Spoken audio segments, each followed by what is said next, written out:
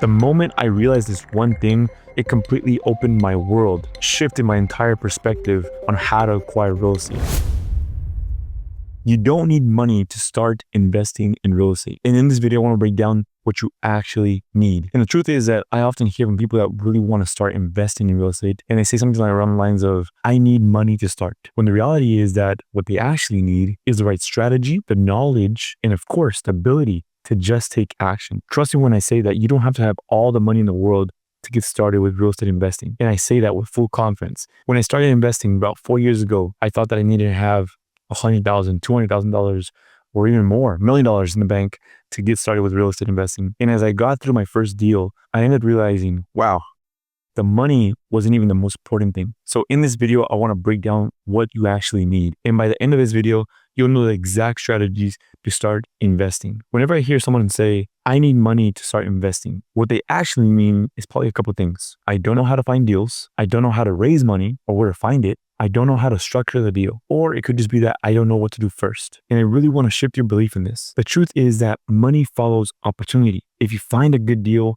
the money will naturally come. And I can promise you that. I mean, just think about this for a second, right? Let's say you find an incredible deal on the market. You are the only person that knows about it in the entire world. You might have the money, but you have somebody that has money and you tell them about it. Hey, listen, I have this great deal. Do you think they'd be at least open to the idea of possibly investing with you? Most people that have money are always finding different ways to make that money grow. And so if you present them with an opportunity to have their money grow faster, then of course, they'll lend you the money. So with that said, I want to break down 4 pillars of getting started. And this is what you'll actually need instead of money to get started. The first one is going to be knowledge, having the right strategy. Think about it this way. If you don't have the money, you need the right strategy that doesn't require much of it. So these are a couple ideas, strategies that you can consider when you don't have much to begin with. The first one being wholesaling. If you have a good way of finding good deals on the market, then you can assign those properties, those deals to other investors for a fee. And there's some incredible ways to do this wholesaling absolutely for free. You can literally drive around in your neighborhood, and if you find a distressed property that needs some kind of work, and if you're able to get in contact with the owner of the property and maybe work out a deal where you get in contract, now you can assign that contract to an investor, sell it off, and at the end, you make your assignment fee. Another great strategy is to partner up with money lenders. This can either be private money or hard money loans, which are most typically used with fixing and flipping. If you've ever had a conversation with me, I am absolutely big with leveraging other people's money. The less amount of money that I come out of my pocket, the better, because now I have more cash available to go out and do other deals. Number 3, another strategy that's getting a lot of attention nowadays is creative financing. And what it really is just getting creative with how you structure a deal. Because once again, remember that everything in real estate and everything in life is negotiable. If you're able to structure a very creative way that it's a win-win scenario for both the seller and you as the buyer, whether it's the terms or the pricing, if you have the ability to get very creative with the financing, you might just be able to buy that property with zero out of your pocket. I personally used creative financing where I structured a creative deal using seller financing / sub-2, so subject to the mortgage, in order to buy my first rental property. So I know that this works and is legit. And the fourth one is JV partnerships. You bring the deal and they bring the money. Partnerships can be an incredible way to get into your first property. Next up in the 4 pillars is deal finding or deal analysis. Being able to evaluate a deal, if it even makes sense to buy.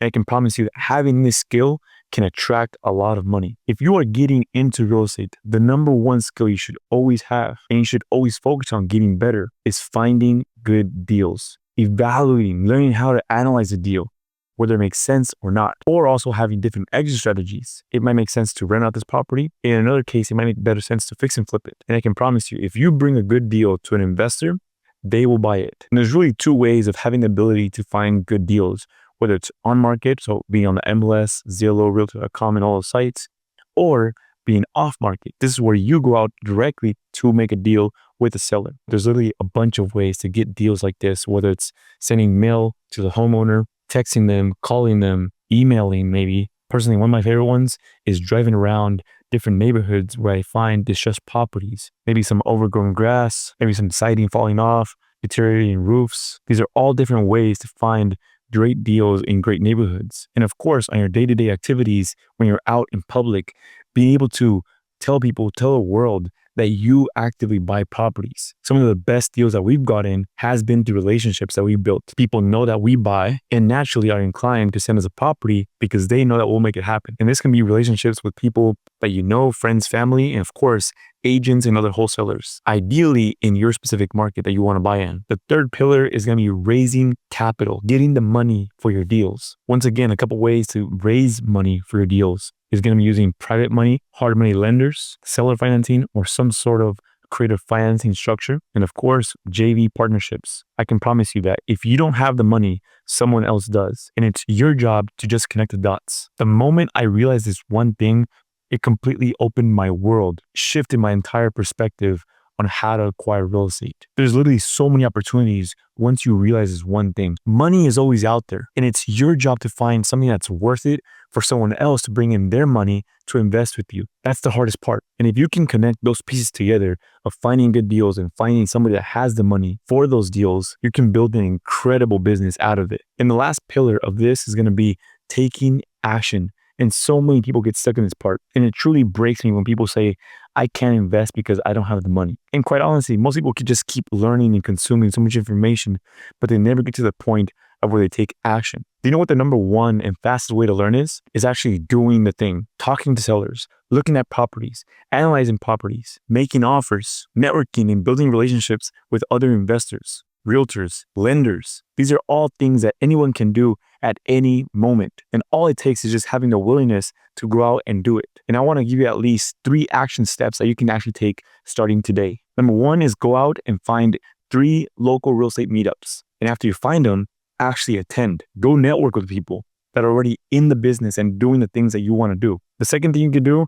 is reach out to 5 local realtors in your area, invite them for some coffee, talk to them on the phone, DM them, and let them know that you're an active investor that is looking to buy deals. Many of them will be happy to put you on their list of investors to send you deals that may be coming soon on the market. And the third thing, probably my favorite one that anyone can do, and I actually want you to do this, drive around a neighborhood that you want to buy in and just write down 10 distressed properties that you think might make a good deal and start doing some research on them. I can promise you, the moment you start taking action, everything else follows. You start building that momentum. Momentum creates more momentum. If you want to fast track this process and work directly with me, I help new investors go from zero to their first deal. Click the link below and schedule a call and see if it makes sense for us to work together. Most people stay stuck because they never start. Be that person that just takes action. If you enjoyed watching this video, this next one, you'll definitely enjoy as well. You get one life, so make it count.